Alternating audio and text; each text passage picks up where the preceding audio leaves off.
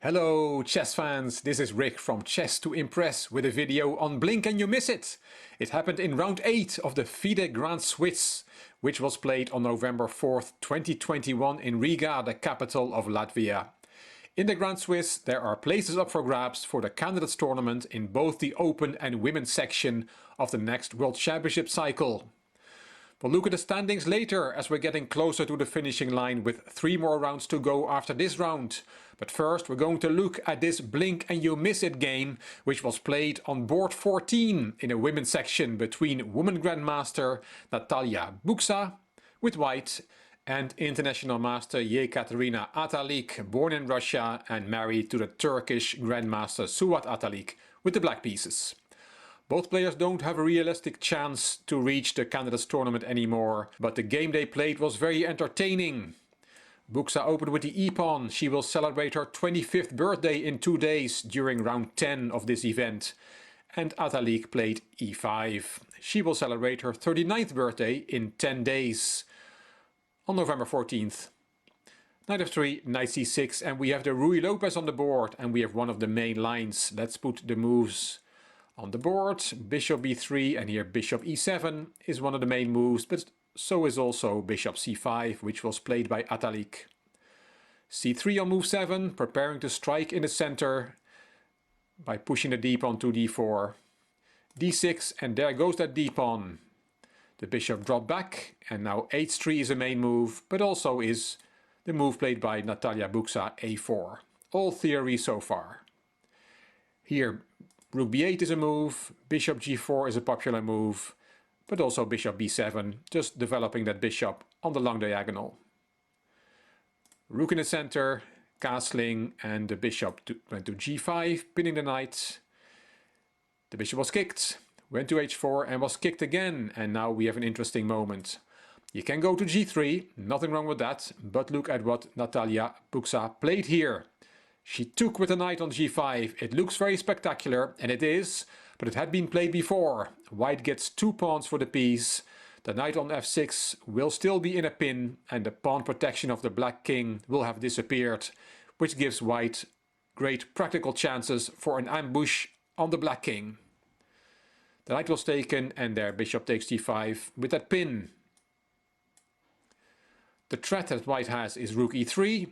Swing the rook over to the f, g or h file and get the queen into the attack as well. That looks extremely dangerous for black.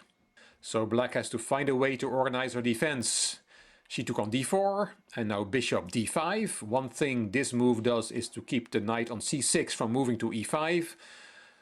It would get to the rescue of the king there. It would be closer to the king, but that knight is now pinned as bishop b7 is unprotected. The engine says that black should take on c3 here or push the pawn to d3 even. But they are not easy moves to make. It is understandable that Atalik wants to unpin her knight, but as we'll see, that idea doesn't work out for her. After bishop d5 she played king g7, protecting the knight with the king, with the idea to move the queen, which would unpin the knight. C takes d4, and now queen d7 as per plan. Now the knight on f6 can move freely. Rook a3, planning to swing the queen's rook over to the king side. And knight takes d5, and that is a bad move. Black's decisions after white sacrificed a piece have not been very good. First she made 2 moves to unpin the knight, and now she takes the bishop on d5. Defending is a lot more difficult than attacking, and this game is a good example of that. Rook g3, not bothering about recapturing the knight on d5. Buksa goes all in for the attack. Rook g8 from Atalik, hoping to run away with the king to the queen side, but it's not going to happen. Because after the very nice move queen h5 on move 19, it was already that bad that black resigned here. Is that not a bit too early? No, it is not really. For starters, there's a checkmate in 1 move threat. Queen h6 will be checkmate, so we have to cover the h6 square. After queen h5 we can do that with queen e6, but that doesn't work either, because then there is bishop h6, double check. Both the bishop and the rook give now check to the king. Double checks are very strong, and the king has to move. If you go to f6, then there is queen h4 check. You have to interpose the rook. That's the only legal move. And then checkmate. If after bishop h6 double check you go to h7 instead, then there is bishop g7 check. Now the queen is giving check to the king. And you can only interpose the queen. And this is checkmate. So we looked at queen h5 and then queen e6. What about if we try to run away with the king as per plan? Then also black will get checkmated. Bishop h6 check, king e7, e takes d5 check, another discovered check. Now the rook on e1 is giving check to the king. King d8 running away, but to no avail because there's rook takes g8 check. You have to interpose the queen and there will be a mate in 2 from here. Queen f5 is checkmate.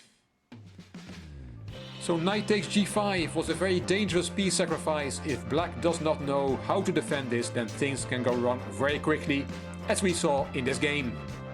These are the standings in the open section after 8 rounds.